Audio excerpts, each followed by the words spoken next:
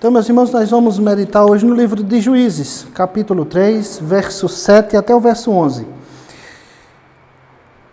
Vamos ler o texto. Juízes 3, verso 7 ao verso 11 diz assim: Os filhos de Israel fizeram o que era mal aos olhos do Senhor, e se esqueceram do Senhor, seu Deus, e renderam culto aos Baalins e ao poste da deusa Azerá.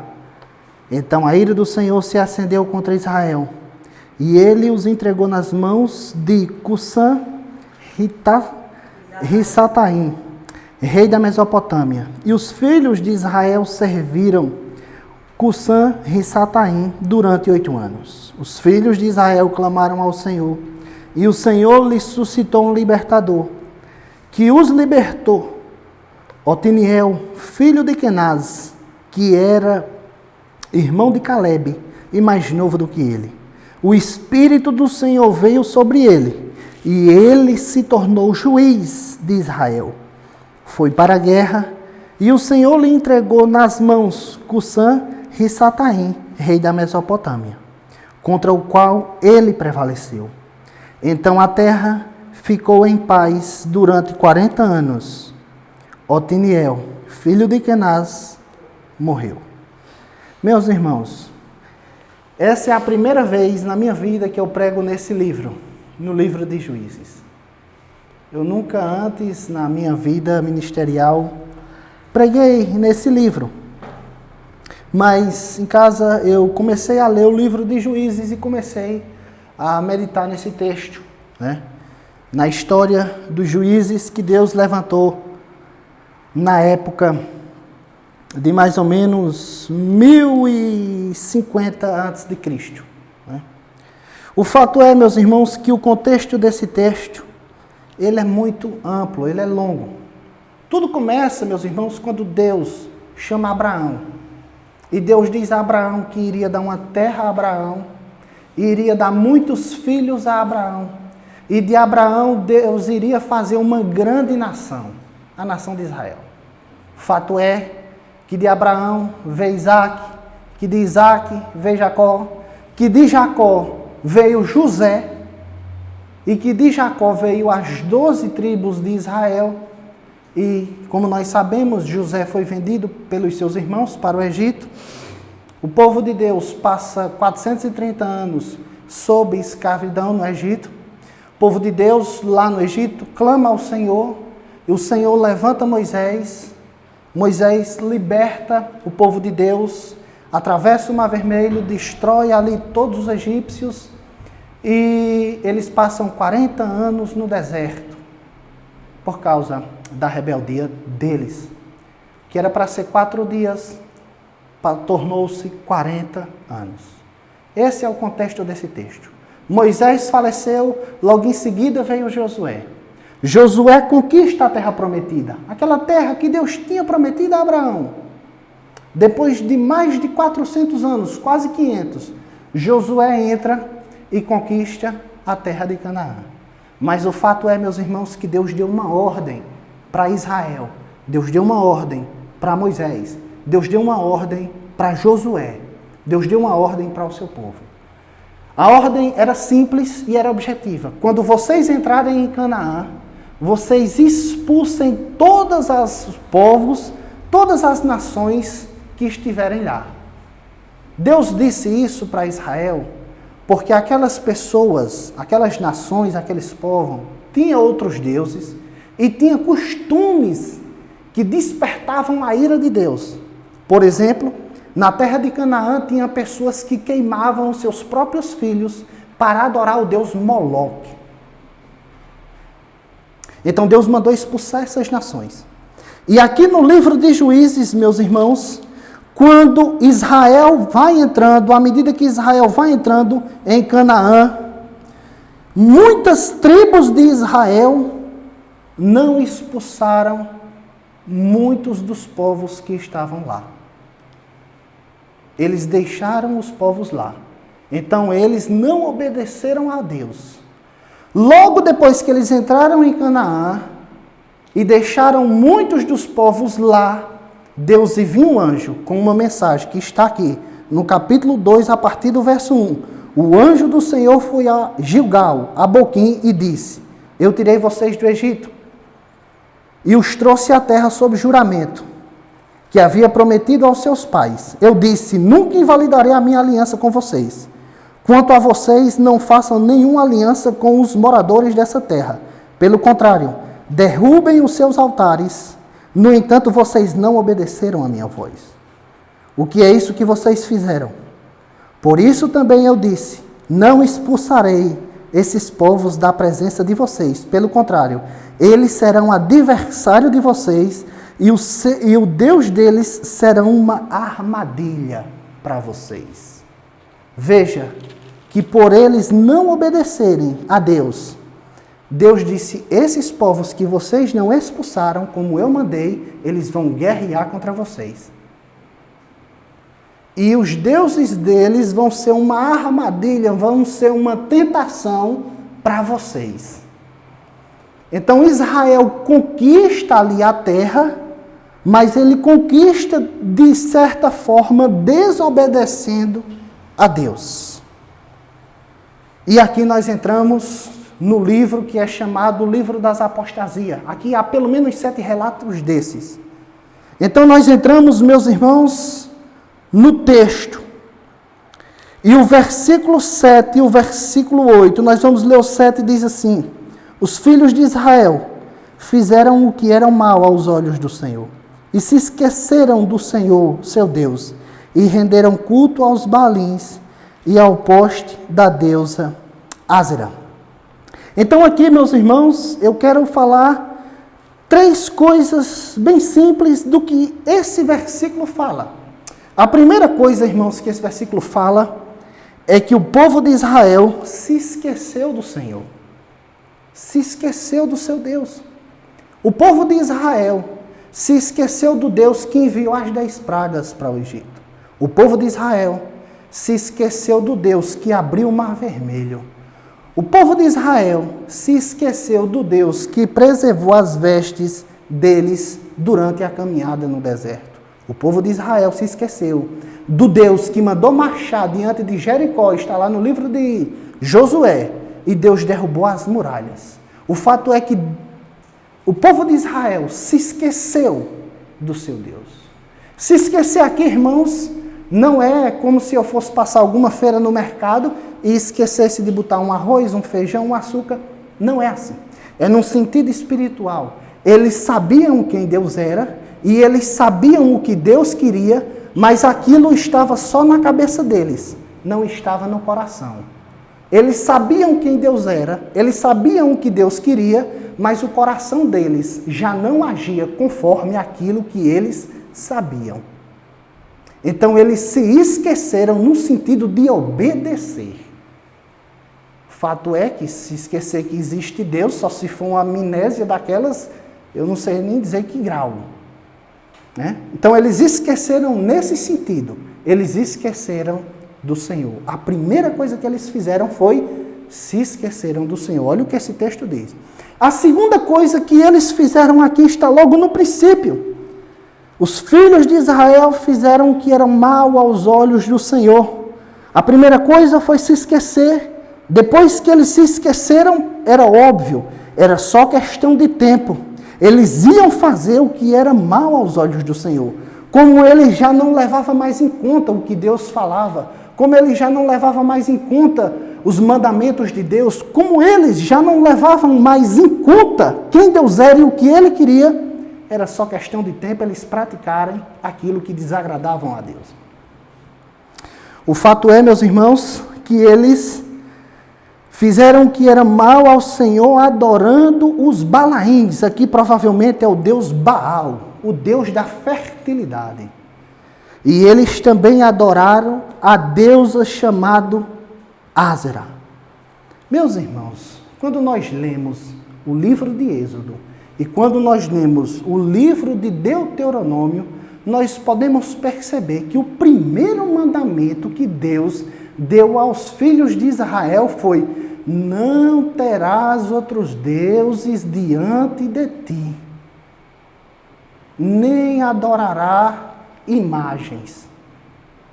Esse foi o primeiro mandamento que Deus deu a Israel. Isso está no livro de Êxodo, capítulo 20, e também está lá em Deuteronômio. Mas o que foi que aconteceu? Eles esqueceram de Deus e eles adoraram, cultuaram, louvaram a esses dois deuses. O Deus dos Balaíns e a deusa Ázara.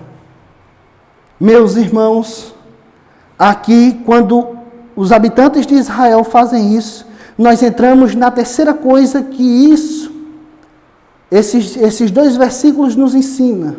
A ira de Deus se acendeu como uma fogueira, como uma chama, como um vulcão. A ira de Deus se acendeu contra Israel. Olha o que diz o texto no verso 8. Então a ira do Senhor se acendeu contra Israel, e ele os entregou nas mãos desse rei. Meus irmãos, nós devemos prestar bem atenção de por que Deus ele se irou de tal forma contra Israel. Meus irmãos, porque o povo de Israel deixou de adorar a Deus, que deu livramento a eles, que fez promessa a eles, que livrou eles, que deu a terra prometida a eles, que deu o maná do céu durante 40 anos, água, Deus fez água sair de rocha. Mas eles deixaram de adorar a Deus para adorar esses outros deuses. Então a ira de Deus se acendeu. Quando nós falamos de adoração, irmãos, nós precisamos entender o que significa adoração conforme a Bíblia. Adoração hoje, meus irmãos, é vir num culto e, por incrível que pareça, as pessoas pensam que é dizer eu te adoro, meu Deus, eu te louvo, glória a Deus, aleluia. A pessoa, por fazer isso, está adorando. Mas não. Isso é uma pequena parte, a menor de todas, da adoração. Isso, na verdade, meus irmãos, é a menor parte da adoração. Jesus disse no Novo Testamento aos fariseus, aos religiosos, que eles honravam ele com os lábios, mas o coração estava longe dele. Então, preste bem atenção, vamos entrar no campo da palavra de Deus e saber o que significa adoração. Isso é uma coisa extremamente importante para a nossa vida. O Salmo 122, versículo de número 1, diz assim, Davi diz, alegrei-me quando me disseram, vamos à casa do Senhor. Meus irmãos, Davi se alegrou, não só quando ele chegou no culto. Davi não se alegrou, não só quando ele chegou lá no lugar onde iria fazer o sacrifício. Davi não se alegrou, não só quando ali estava tocando louvores. Davi se alegrou quando me disseram, vamos à casa do Senhor, Davi se alegrou. Nós aprendemos, irmãos, que a adoração na Bíblia é nutrir expectativa de se encontrar com aquilo que a pessoa gosta, deseja e quer. Adoração significa nutrir expectativas a respeito daquilo que a pessoa quer. Então não adianta eu ir lá para um culto em olho d'água e dizer, eu levanto as minhas mãos, eu te adoro, eu me rendo, se aquilo antes na viagem eu não estava querendo. Se antes durante o dia eu não estava querendo. No Novo Testamento, Jesus olha para a mulher samaritana, no capítulo 4, no verso 23 e 24, e diz a ela, Deus o Pai procura os verdadeiros adoradores, que adoram em espírito e em verdade. Para os samaritanos, o culto deveria ser no Monte Gerizim. Para o povo de Israel, deveria ser em Jerusalém, no grande templo. Mas Jesus diz a ela, olha, ambos estão errados, porque Deus procura as pessoas que andam, que caminham, que vivem, que acordam e que vão dormir, pensando, louvando, adorando e com o coração cheio de Deus. Esses são os adoradores que o Pai procura, aqueles que o adoram em espírito e em verdade. Meus irmãos, eu quero dar um exemplo da minha vida, prática, simples, do que é uma adoração de um ímpio. Eu quero usar a minha própria vida de ímpio para dizer o que é adoração a um objeto. Quando Deus não tinha me salvado, eu adorava futebol. Eu gostava de jogar e gostava de assistir.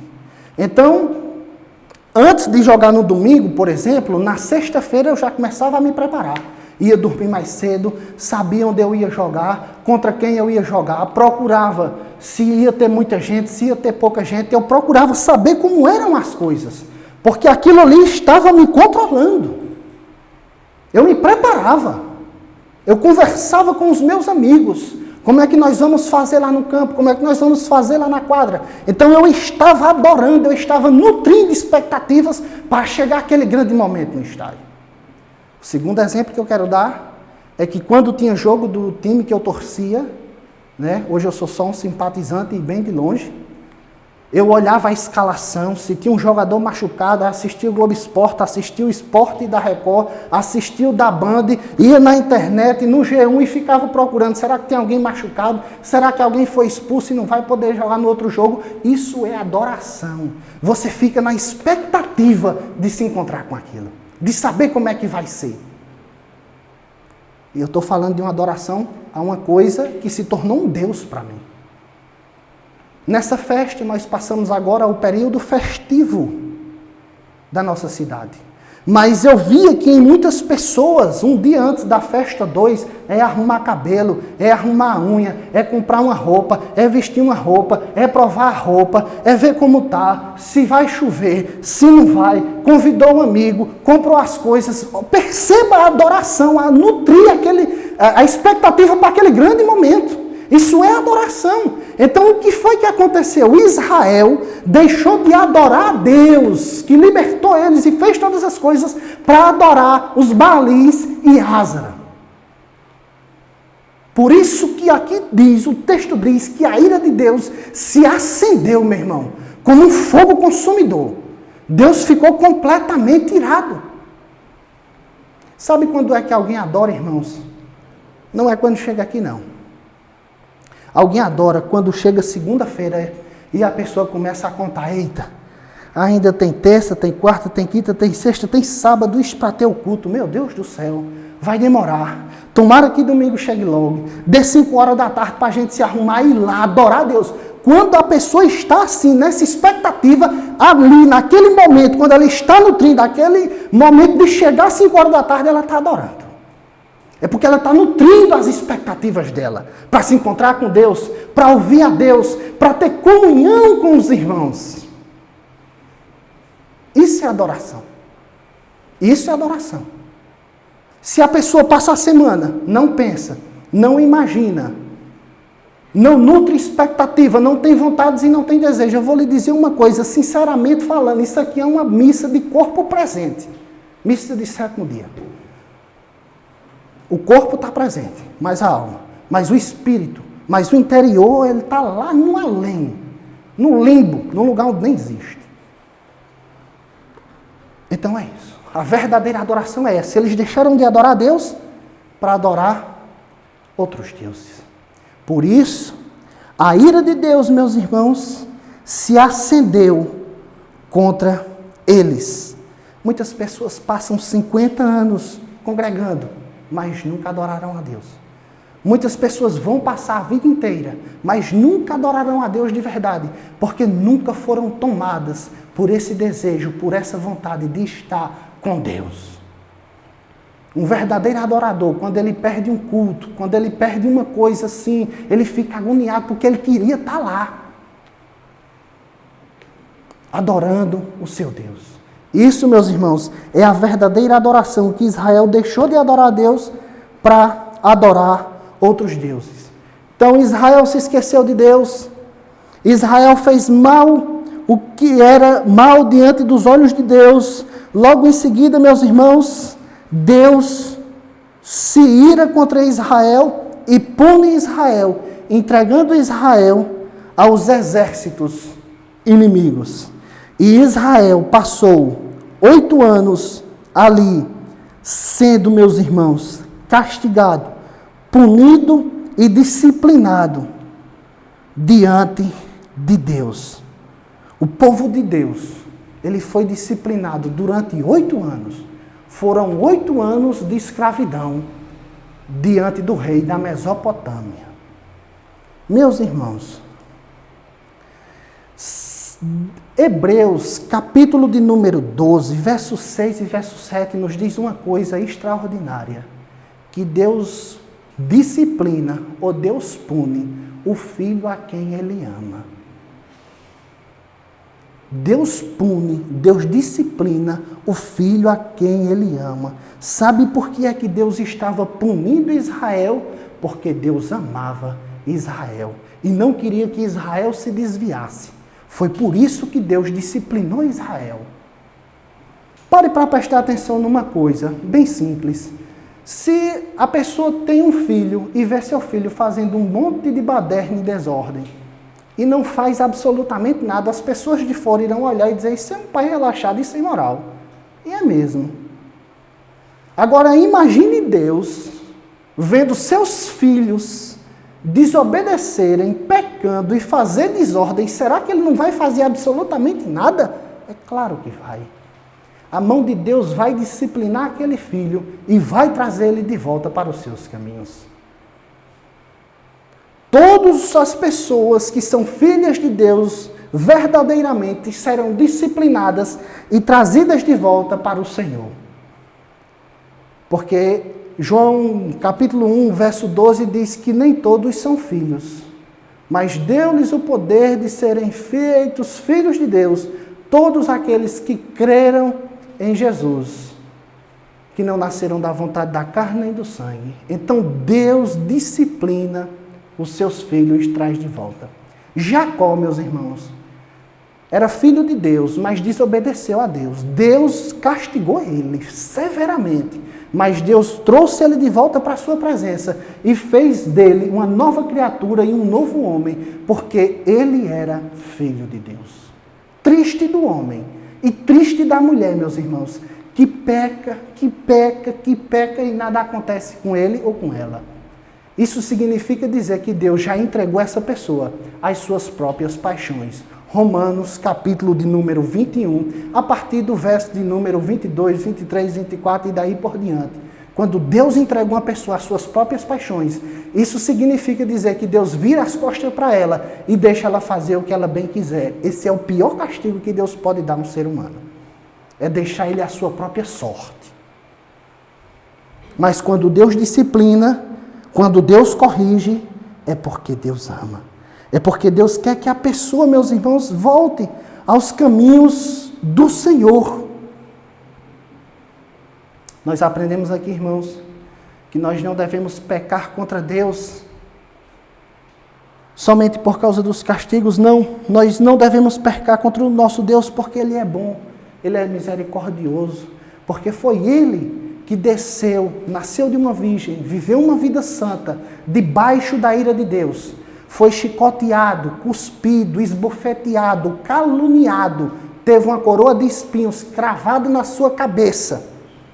Ali teve suas mãos e os seus pés com pregos, e ele morreu uma morte lenta, extremamente cruel e dolorida em nosso lugar, para nos dar a vida eterna. É por isso que nós não devemos pecar contra o nosso Deus, porque nós o amamos e nós não queremos desobedecê-lo. É por amor, é por graça, é por tudo aquilo. Esse texto aponta na direção de Cristo, Jesus. Nós devemos ler o Antigo Testamento, sempre tendo em mente Jesus Cristo. Mas o fato é, meus irmãos, que nós não devemos pecar contra Deus, porque nós devemos amá-lo e não queremos desobedecê-lo. A segunda coisa, meus irmãos, nós vamos ver no verso 9 e no verso 10. Mas vamos atentar só ao verso 9, que diz assim: os filhos de Israel clamaram ao Senhor, e o Senhor lhes suscitou um libertador, que os libertou.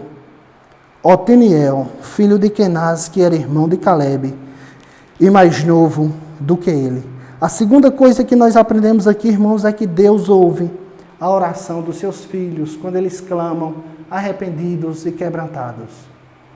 O Salmo 51, meus irmãos, se não me falha a memória, no verso 7, Davi diz assim: que Deus não despreza um coração contrito e quebrantado. Deus não despreza um coração contrito e quebrantado. O fato é que quando os filhos de Israel ali começaram a clamar ao Senhor, porque eles estavam ali escravizados novamente, depois da escravidão do Egito, agora vem o rei da Mesopotâmia e escraviza eles. E eles, depois de 8 anos, eles clamam ao Senhor, pedindo um libertador. E Deus levanta Otiniel, um juiz, para libertar o povo. Juiz aqui, irmãos, quando Deus levanta um juiz, não é como hoje um juiz que vai para um tribunal, pega um monte de papéis, ali acusações e defesas e faz um julgamento da causa, da situação, da circunstância e de pessoas. Não.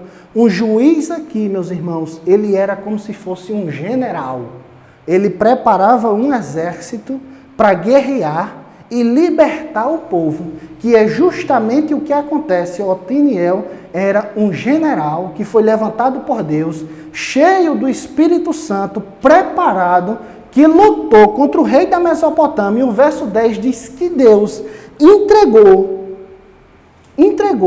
o rei da Mesopotâmia na mão dele. Isso significa dizer que Deus ouviu o clamor dos seus filhos. Então, meus irmãos, Deus está atento às nossas orações. Deus está ouvindo as nossas orações, sobretudo e principalmente aqueles que humilhados, aqueles que quebrantados, aqueles que moídos, se achegam diante de Deus, pedindo perdão, pedindo graça. Deus está ouvindo. Deus está nos escutando. Deus está nos vendo. E Deus está pronto para atender a todo e qualquer homem e mulher que arrependido ou arrependida chega diante de Deus. Deus está pronto para nos perdoar, pronto para nos ajudar, pronto para nos abraçar. Terceira coisa, meus irmãos, que nós vemos aqui, é que a paz que Deus dá mediante os homens dura pouco tempo. Versículo 11, veja. Então a terra ficou em paz durante 40 anos. Otiniel, filho de Kenaz, morreu. Quando nós seguimos a leitura, irmãos, aqui, Eude, Débora e Baraque, nós vamos ver que esse mesmo processo aconteceu.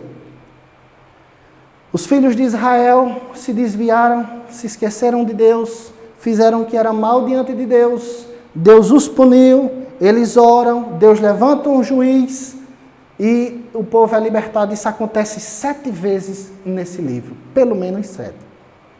A gente pensa que 40 anos de paz aqui é muito tempo, mas não é. Não é. O livro de Juízes cobre um período mais ou menos de 350 anos.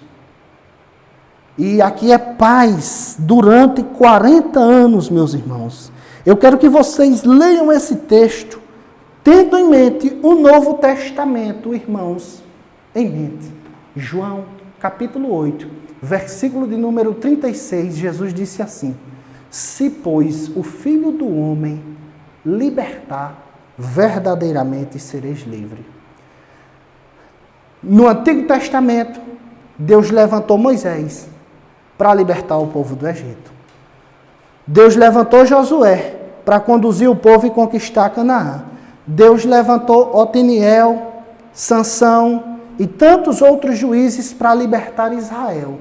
Mas Deus deu o seu único filho para que todo aquele que nele crer seja liberto do poder, da escravidão do pecado. Essa é a maior prisão que um homem e que uma mulher pode ter. É a prisão do pecado. E foi isso que Deus fez. Deus deu o seu único filho e o próprio Jesus disse, como eu acabei de dizer, se, pois, o Filho do Homem vos libertar, verdadeiramente sereis livres. Então, meus irmãos, a libertação que Jesus dá não é por 10 anos, não é por 20, 30, 40 ou 50. A libertação de Jesus ela é eterna. Porque Jesus disse, aquele que eu libertar, verdadeiramente estará livre. Em Cristo, a liberdade. Em Cristo, a quebra de jugo do pecado. Em Cristo, só em Cristo, nós temos livre-arbítrio. Só em Cristo, nós somos livres. Só em Cristo, nós podemos, meus irmãos, ser libertos da força, do poder e das garras do pecado. Nenhuma prisão de segurança máxima no universo segura mais um homem e uma mulher em um lugar do que o pecado. O pecado, ele escraviza você, que você morre ali vendo e não deixa. O pecado, ele é terrível, ele escraviza. É por isso que nós devemos ler esse texto à ótica da luz do Novo Testamento. Mas Jesus veio para nos libertar. Glória a Deus e louvado seja Deus por isso. A segunda coisa, meus irmãos, que nós vemos aqui é que a terra teve 40 anos de paz. Mais uma vez, quando nós olhamos para o Novo Testamento, Romanos, capítulo 5, versículo de número 1 diz assim: justificados, pois, pela fé, temos paz com Deus. Israel tinha paz durante um tempo quando tinha ali reis, sacerdotes, juízes, governando bem Israel. Eles tinham paz com essa terra. Só que a paz que Jesus veio dar é entre o pecador e o próprio Deus. Um homem pode estar em paz com o mundo inteiro, mas pode estar numa guerra contra Deus. Foi por isso que Deus enviou Jesus para morrer. E por meio da fé, nós temos paz com Deus. Não é paz de um dia, não é paz de 10 anos, 20, não. É paz a eternidade inteira. Então, meus irmãos, que nós tenhamos isso em mente. Só Jesus para nos libertar do pecado. A libertação do pecado é a maior libertação. E a maior paz que nós podemos ter é com Deus. Eu quero encerrar, meus irmãos, lendo textualmente esse texto de Romanos, capítulo de número 5, que diz assim no versículo 1: justificados, pois, mediante a fé, temos paz com Deus, por meio de nosso Senhor Jesus, pelo qual obtivemos também acesso pela fé a essa graça, na qual estamos firmes e nos gloriamos na esperança da glória de Deus. Somente pela fé, meus irmãos, nós podemos ter paz com Deus. Somente pela fé, pela confiança feita na cruz do Calvário por Jesus Cristo, nós podemos ter paz. Não é paz aquela lá de Otiniel, não é aquela paz lá que Israel teve no tempo de Salomão, ou de Davi, ou de qualquer outro rei. Não, é uma paz com o próprio Deus, sabendo que quando partirmos daqui, nós entraremos na glória eterna, em paz com Deus. Por outro lado, se nós não crermos em Cristo, e se nós não nos arrependermos, nós, quando partirmos para o lado de lá, nós vamos encontrar com Deus completamente irado, que vai nos julgar. Mas pela fé, nós temos acesso a Deus. Que Deus abençoe, em nome de Jesus. Vamos orar.